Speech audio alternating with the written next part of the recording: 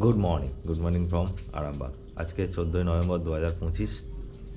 আবার একটা নতুন দিন। দেখতে দেখতে 14 তারিখ হয়ে গেল নভেম্বর মাসের। আর কদিন বাদেই বছর শেষ। তো দিনগুলো তো ভালো করে কাটানোর চেষ্টা করছি, ভিডিও ভালো করে বানানোর চেষ্টা করছি। আশা করি তোমাদের ভিডিওগুলো ভালো লাগছে। এখন সকালে স্নান টান করে ব্রেকফাস্ট করে রেডি হয়ে গেছি, আর ঘড়িতে এখন বাজে 9:30।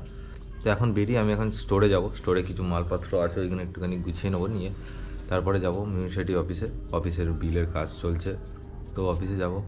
তো আজকে বাইকের কয়েকটা জিনিস অর্ডার দিতে হবে, দোকানে একবার যেতে হবে। চলো বেরোই আস্তে আস্তে। আজকে একটু মোটো ব্লগ হচ্ছে আমার বাইক এক্সপালস 200 4V। তো বাইকটা প্রায় 3 বছর হতে যায়, অনেকটাই চালিয়ে ফেলেছি। প্রায় 64,000 কিলোমিটার বাইকটা চলে গেছে।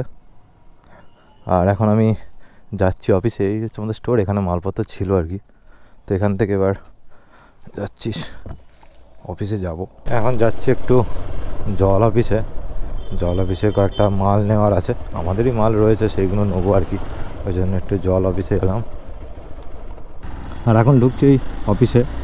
এই হচ্ছে আরামবাগ মিউনিসিপ্যালিটি অফিস।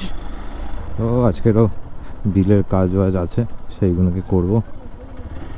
থেকে বেরিয়েছি আর বেরিয়ে যাচ্ছি এখন লাঞ্চ করতে। আর এখানে রাস্তাটা ভীষণ খারাপ, তো একটুখানি স্যাডেলিং করে নিই।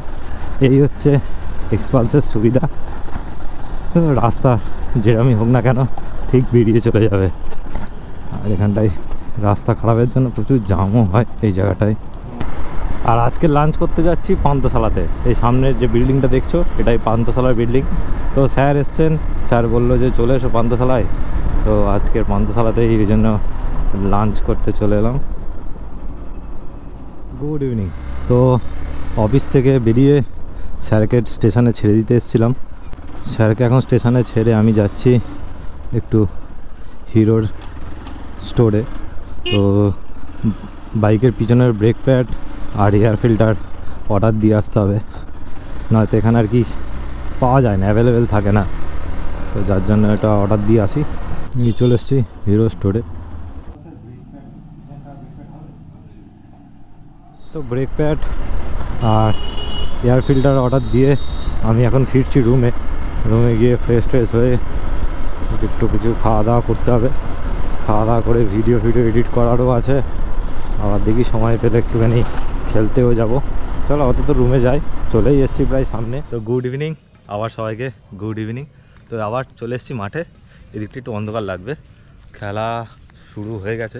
দেখি 1-2 দান খেলবো, খেলে আর বাড়িতে যাব। এখানে এই খেলা হচ্ছে, বিরাট বড় মাঠ।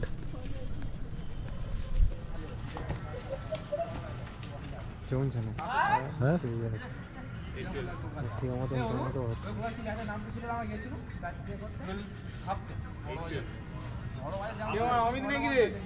দেখে নি আমাকে।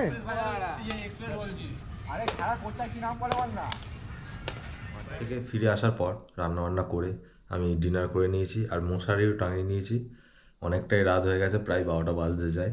এবার আমি শুয়ে পড়ছি।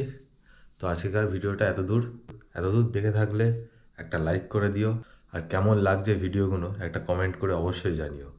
চলো, গুড নাইট, বাই।